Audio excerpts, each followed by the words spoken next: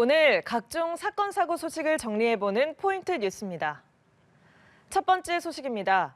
충북 청주시에서 또다시 전세 사기가 발생했습니다. 피해자만 70명에 달하는 규모인데요. 이 전세 사기는 집주인이 전세금을 떼어먹는 일반적인 사건과 달리 대부업자 등 가족이 배후에서 사기를 기획한 것으로 드러났습니다. 천재상 기자입니다. 충북 청주시에서 피해 금액이 60억 원에 달하는 대규모 전세 사기가 발생했습니다. 피해자는 70명으로 사회 초년생은 물론 아이를 키우는 가정도 피해를 봤습니다. 이 전세 사기는 집주인이 다른 건물 8채에서 발생했는데 각기 다른 사건으로 보이는 이번 사기에는 공통점이 있었습니다. 경찰 수사 결과 지역의 한 대부업자와 그의 아들인 공인중개사가 건물 매입 단계서부터 이번 전세 사기를 기획한 것으로 드러났습니다. 경찰에 따르면 대부업자 A씨는 변제 능력이 떨어지는 채무자들에게 돈 없이 건물을 사고 빚도 갚을 방법이 있다고 접근했습니다.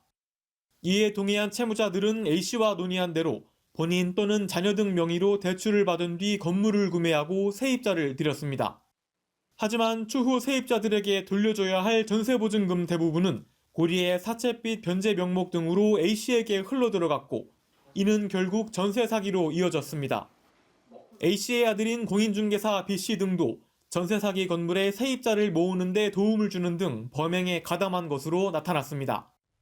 B씨는 전세 사기가 발생할 것을 알면서도 해당 건물이 이른바 안전뇌물인 것처럼 속인 것으로 파악됐습니다. 몇 번 제가 해당 매물에 대해서 위험하지 않냐 물어봤을 때 전혀 위험할 거 없고 신축 건물이니까. 취재 결과 자녀 명의로 대출을 받아 건물을 산 한 집주인은 전세 사기와 관련해 본인이 의도한 게 아니라며 극단적인 선택을 한 것으로 전해졌습니다.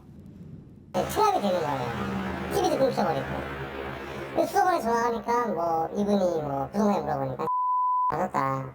어떡하냐. 경찰은 전세 사기를 기획한 A씨와 B씨 등 가족 3명과 전세 사기를 일으킨 집주인 4명 등 7명을 사기 혐의로 검찰에 송치했습니다. 연합뉴스TV 천재상입니다. 다음 소식입니다. 경찰이 여성 민원인을 강제 추행하고 금품을 수수한 혐의를 받는 김진아 양양군수에 대해 구속영장을 신청했습니다. 10년 넘게 군정을 이끌어온 삼선 군수가 구속기로에 놓이면서 지역사회가 크게 술렁이고 있습니다. 이상현 기자입니다. 지난해 12월 여성 민원인 앞에서 바지를 내렸다는 등 성비위 의혹이 불거진 김진아 양양군수. 해당 민원인에게 현금과 안마의자 등을 받았다는 논란까지 확산하자 경찰이 수사에 착수했습니다. 경찰은 김 군수를 강제추행과 청탁금지법 위반 등의 혐의로 불구속 입건했고 압수수색에 이어 지난달 소환조사를 진행했습니다. 추가 조사 계획이 없는 것으로 알려지면서 검찰 송치만을 앞두고 있었는데 경찰이 돌연 구속영장을 신청했습니다. 강원경찰청은 지난 월요일 김 군수에 대한 구속영장을 신청했고 검찰은 이를 곧바로 법원에 청구했습니다. 경찰 관계자는 검찰 송치 전 구속 수사의 필요성을 느껴 영장을 신청하게 됐다며 구속 여부에 따라 송치 시기를 조율할 예정이라고 설명했습니다. 이와 함께 현금 등을 건넨 여성 민원인을 뇌물 공여 혐의로 성비위 관련 촬영물로 김 군수를 협박한 혐의를 받는 박봉균 양양군의원에 대해서도 구속영장을 신청했습니다. 압수수색까지 다 해놓고 무슨 증거인멸의 우려가 있냐, 그리고 또 군의원 신분인데 도주 우려가 있겠냐, 이런 걸로 봤어도 구속영장까지는 과하다. 다른 두 사람의 입장을 듣기 위해 통화를 시도했으나 모두 연락을 받지 않았습니다. 이들에 대한 영장실질심사는 다음 달 2일 춘천지법 속초지원에서 열릴 예정입니다. 최근 김 군수가 직접 주민소환제 서명부를 확인한 것을 두고 논란이 일고 있는 가운데 구속 여부가 이르면 오는 2월 열릴 예정인 주민소환 투표에도 적지 않은 영향을 미칠 것으로 보입니다. 연합뉴스TV 이상현입니다. 마지막 소식입니다. 30여 명의 희생자가 발생한 아제르바이잔 여객기 추락 사고가 러시아의 우인 격추 탓이라는 잠정 결론이 나왔습니다. 동체 꼬리 부분에선 구멍이 발견됐고 항로를 크게 이탈한 점도 의혹을 키웠습니다. 정래원 기자입니다. 아제르바이잔 당국의 예비조사 결과 여객기는 러시아 미사일에 맞아 추락한 것으로 추정됩니다. 최종 결론은 아니지만 러시아 격추설에 신중한 입장을 보여온 아제르바이잔 당국이 직접 내놓은 설명이어서 신빙성이 높아 보입니다.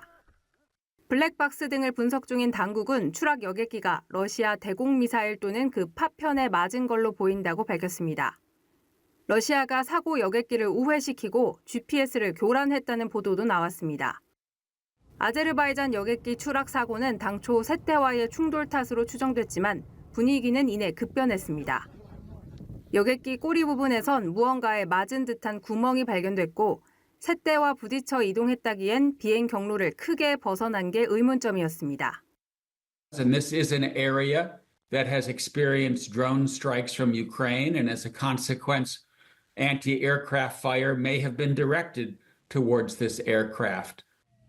충돌 이후 기장이 러시아 공항에 비상 착륙을 요청했지만 거부당하면서 항로를 이탈하게 된 것이란 주장도 나왔습니다.